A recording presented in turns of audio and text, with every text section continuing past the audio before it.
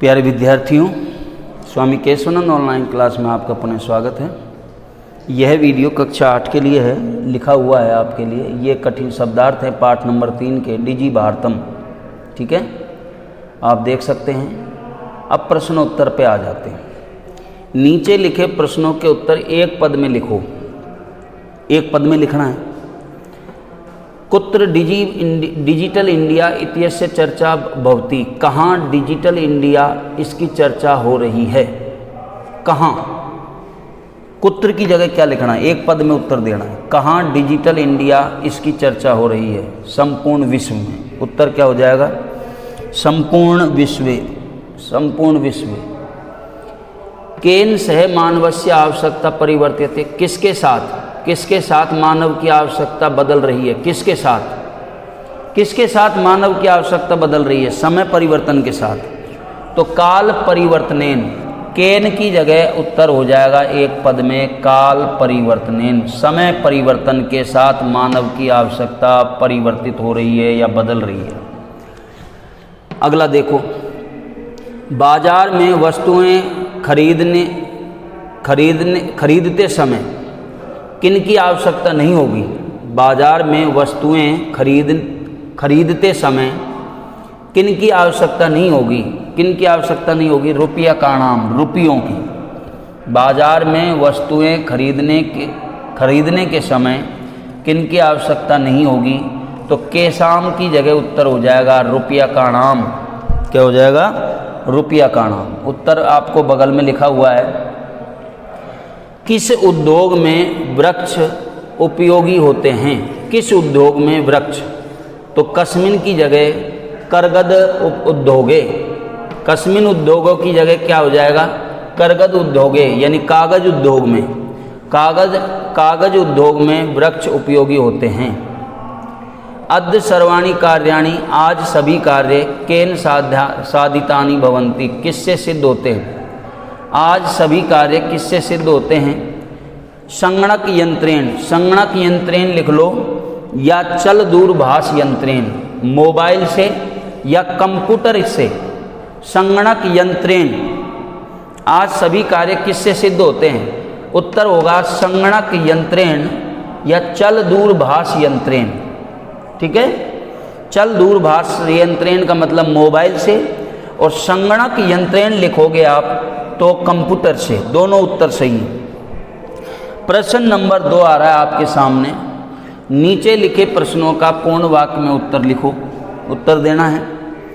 प्राचीन काल में विद्या कैसी ग्रहण की जाती थी?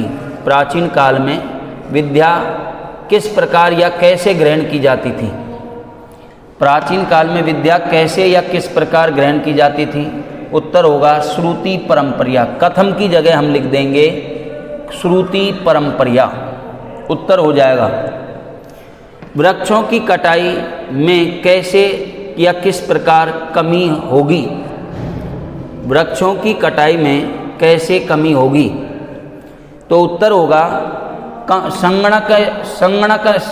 संगणकस्य अधिकाधिक प्रयोगेन। उत्तर क्या होगा?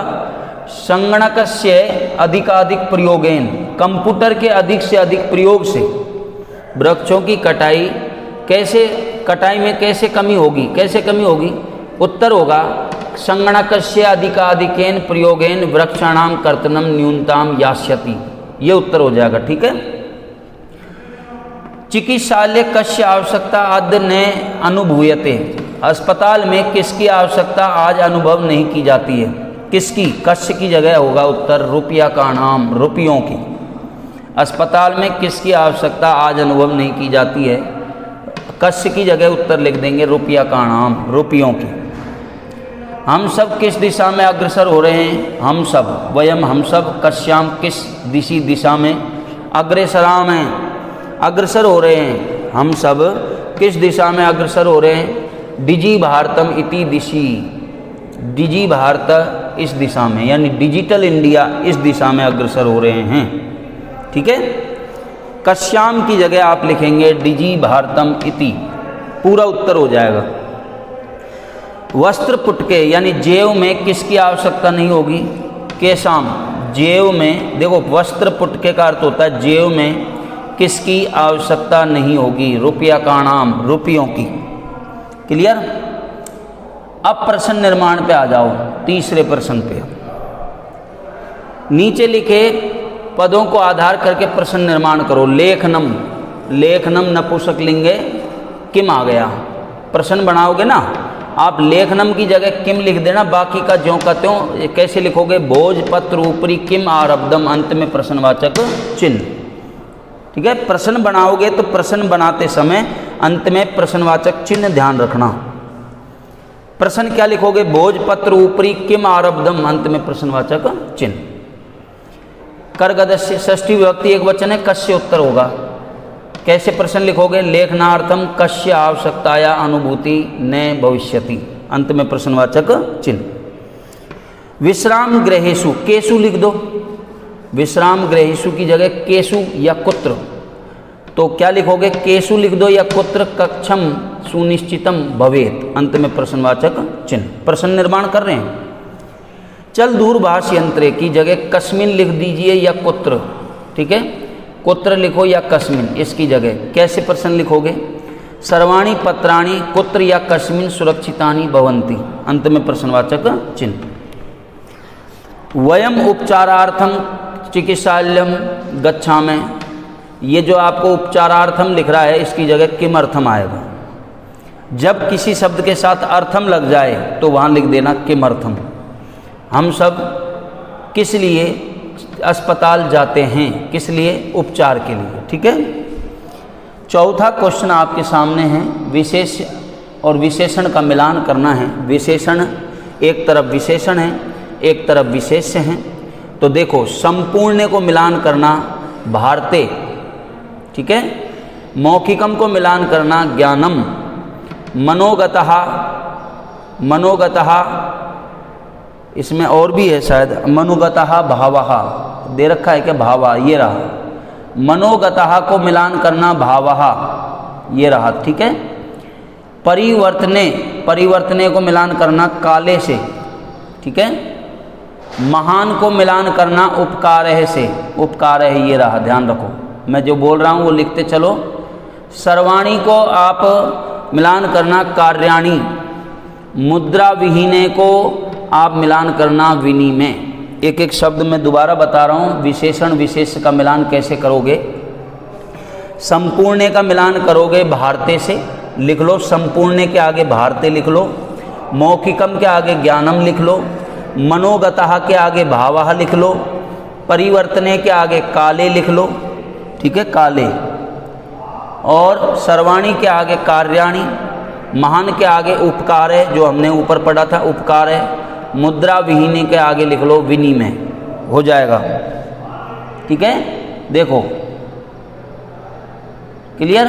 ये कुछ परिवर्तन किया है मैंने, कुछ मुझे मिस्टेक लगी थी किताबों में, उसकी वजह से मैंने ये लिख करके परिवर्तन कर दिया है, शुद्ध कर दिए हैं। नीचे लिखे पदों का संधि विच्छेद करो। पद संधि करनी है, सॉरी संधि विच्छेद नहीं करना। नीचे लिखे पदों की संधि करके लिखो, संधि करके लिखनी है। पदस्य धनस्य, पदस्यस्य ऐसे बनेगा, ध्यान रखना। तालपत्रस्य धन ऊपरी, तालपत्रोपरी, तालपत्रोपरी लिख गया। चय धन अतिष्ठत, चास्तिष्ठत ये लिख रहा। कर्गद धन उद्योगे, कर्गदोग दोगे, देखो कर्गदोगे, कर्गदोग उद्योगे। क्रय धनार्थम क्रियार्थम, क्रय धनार्थम क्रियार्थम। इति धनान्यो इत्यन्यो ये लिख रहा आपको, इत्यन्यो। उपचार धनार्थम उपचारार्थम, उपचार धनार्थम उपचारार्थम ये संधि हो गई। छठा क्वेश्चन आपके सामने है, वाक्य निर्माण करना है। उदाहरण के अनुसार नीचे लिखे पद से छोटा वाक्य निर्माण करो। छोटा वाक्य बनाना है, जैसे जिज्ञासा। आपको उदाहरण दे रखा है, मम मनसी वैज्ञानिका नाम विषय जिज्ञासा अस्ति, मेरे मन में वैज्ञानिकों के विषय में जिज्ञासा है, यानी जानने की इच्छा है। आवश्यकता को आप कर सकते हो, जैसे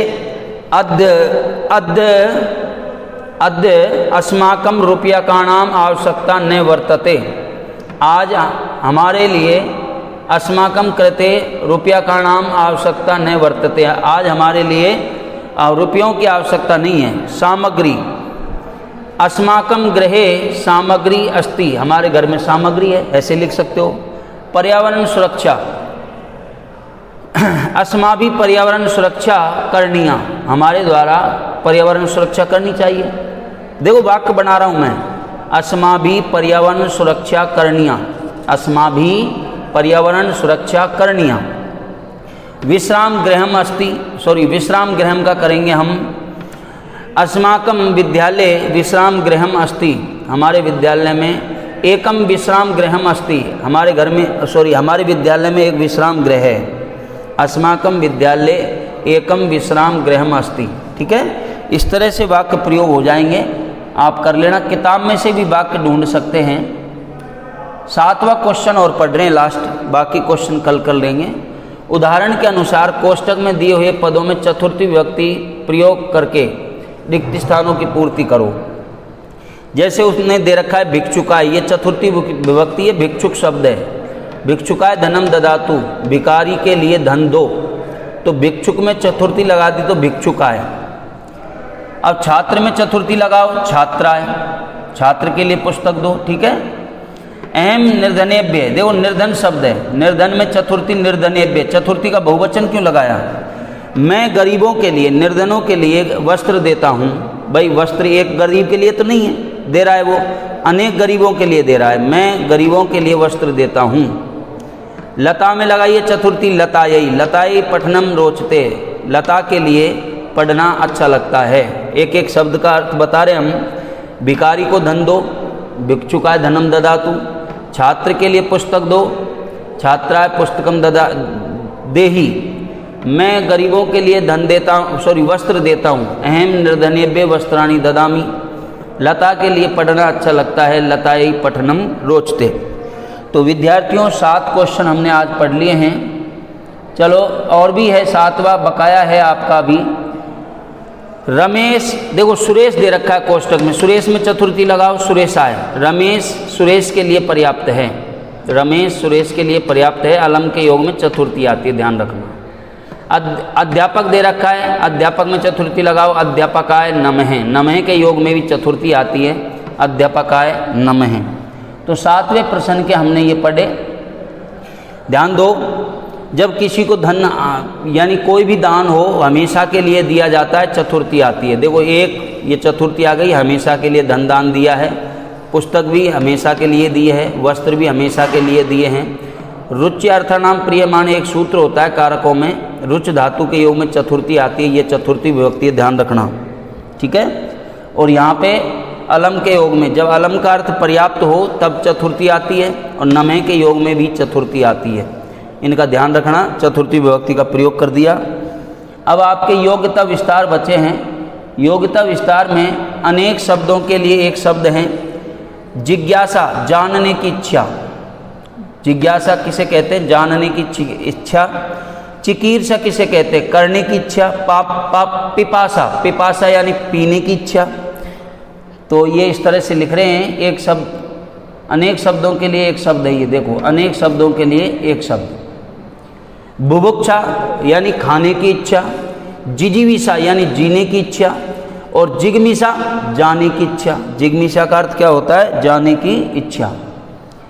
तुमुन प्रत्यय में तुम शेष बचता है, यह प्रत्यय के लिए अर्थ में प्रयुक्त होता है, ठीक है, के लिए अर्थ में प्रयुक्त होता है, ध्यान रखना। तुमुन प्रत्यय में तुम शेष बचता है, यह प्रत्यय के लिए अर्थ में प्रयुक्त होता है। जैसे क्री धन तुमुन करेंगे तो कर तुम, करने के लिए। दा धन तुमुन, दातुम, देने के लिए। खाद धन तुमुन, खादितुम, खाने के लिए। पठ धन तुमुन, पठितुम, पढ़ने के लिए। लिख धन तुमुन, लिखितुम, लिखने के लिए। गम धन तुमुन, गंतुम, जाने के लिए। तो ये विद्यार्थियों आपका पाठ कंप्लीट हो गया। प्रश्नोत्तर बता दिए, आराम से आप पहले क्वेश्चन से लेके देखो। अब आप पहला क्वेश्चन ये रहा, वीडियो पॉज करके आप लिख सकते हो।